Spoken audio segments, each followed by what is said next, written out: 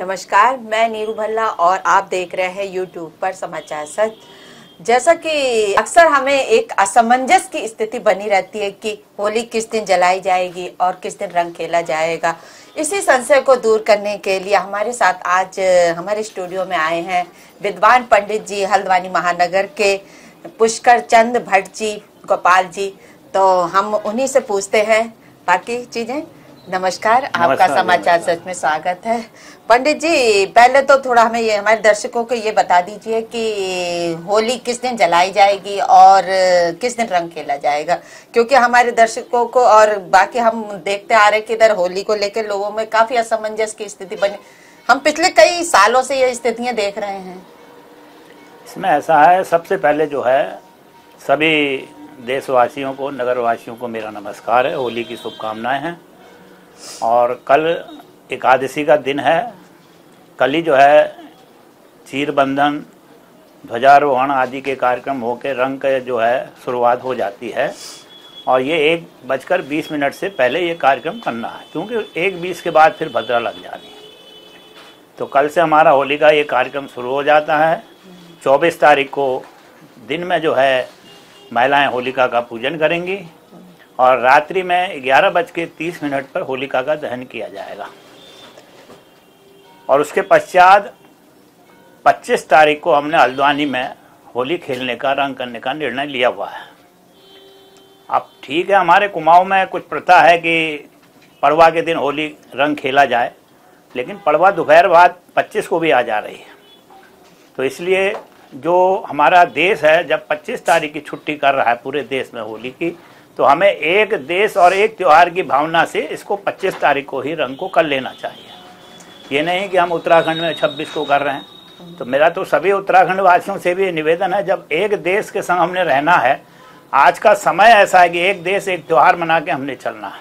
इसलिए सबसे मेरा निवेदन है कि 25 तारीख को ही रंग खेलें।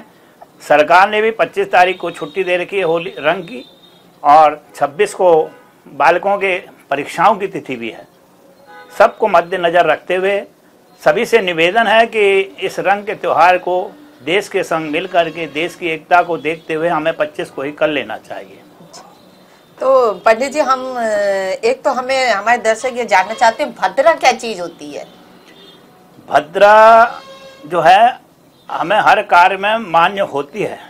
आप कुछ लोगों ने ये मत दिया कि ऐसा है कि 7:30 से पर भी आप होलिका दहन कर सकते हैं पुच्छ भद्रा में। लेकिन जब हमारी भद्रा रात्रि 11:15 पर समाप्त हो जा रही है, इसीलिए हम क्यों भद्रा पे करें। इसलिए हमने उसका, या तो 2-2:30 बजे तक भद्रा चल रही होती तो हम पुच्छ भद्रा देखते। तो इसलिए हमने जो यहाँ निर्णय लिया है 11:15 के बाद 11:30 पर हमने होलिका का दहन कर देना है। और सबसे हम ये निवेदन कर रहे हैं कि 11:30 पर ही होलिका का दहन करें और 25 को रंग खेलें। एक चीज और सुनने में आ रही है कि उस दिन चंद्र ग्रहण बन रहा है, तो इस चंद्र ग्रहण का क्या प्रभाव पड़ने वाला है? इसका भारतवर्ष में कोई प्रभाव नहीं है। ये दिन में चंद्र ग्रहण है 25 तारीख को, और चंद्र ग्रहण का प्रभाव जब होता है जब रात्रि में हो। ये विदेशों में दिखेगा तो विदेशों में इसका प्रभाव होगा। हमारे भारतवर्ष पर इसका ना कोई प्रभाव है, ना कोई सूतक है, ना कोई अन्य चीज है। इसलिए इस दुविधा को सब लोग मन से हटा करके प्रेम से आनंद पूर्वक इस होली के त्योहार का आनंद लें। कोई भी इसमें शंका की बात नहीं है। पंडित जी चाहते हैं कि ये जो होली का त्योहार है ये बड़े हर्षोल्लास के साथ, तो कहते हैं कि उस दिन तो दुश्मन भी गले लग जाते हैं। तो हम चाहते हैं कि हमारे दर्शकों को आप ये बताएं, थोड़ी शुभकामनाएं दे दें कि होली का त्योहार वो अच्छे से मनाए, मिलजुल कर मनाए। देखो, ऐसा है, त्योहार जो हमारे भारतवर्ष में मनाए गए हैं, होली है, दिवाली है, दशहरा है, सबको अपने अपने हिसाब से, या रक्षाबंधन है, ये सब वर्णों के हिसाब से त्यौहार बनाए गए हैं। रक्षाबंधन का जो त्यौहार है ब्राह्मणों के लिए है। उसमें भी देखो कई बार ऐसा सामने आ जाता है कि 2-2 दिन मनाया। अच्छा, हम कहते हैं उसमें रक्षा किसी दिन भी बांधे, हमें जो श्रावणी उपाकर्म करना है वो हम शुद्ध समय में कर लें, ताकि देश के संग एकता भी बनी रहे और हमारा काम भी सिद्ध होए समय से।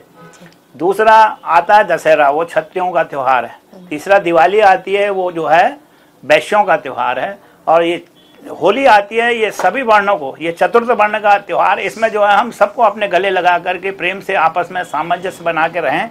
इसलिए होली का त्यौहार जो है हमारे देश में प्रचलित है और इसे हमें हर्षपूर्वक सबसे प्रेम भाव से मिल करके इसको मनाना चाहिए। इसमें कोई भी, जितने भी राग द्वेष होते हैं, होली के दिन सब त्याग करके एक दूसरे के गले लगते हैं।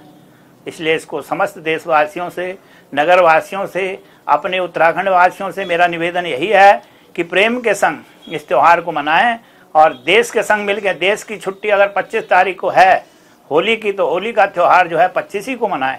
ये नहीं कि हम उत्तराखंड वासी अकेले 26 को मना रहे हैं, कल को हम लोग देश से अलग हो जाएंगे तो फिर हमारी क्या स्थिति होगी। इसलिए हमको त्योहारों में हमेशा देश के संग चलना चाहिए, जिससे हमारी एकता और अखंडता बनी रहे।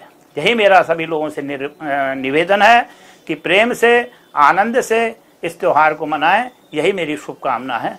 नमस्कार। धन्यवाद पंडित जी। समाचार सच की तरफ से होली की सभी लोगों को बहुत बहुत शुभकामनाएं। मिलजुल कर हर्षोल्लास के साथ इस त्योहार का मनाएं और आनंद भी उठाएं। तो इसी तरह हमारे साथ आगे भी जुड़े रहे। नमस्कार।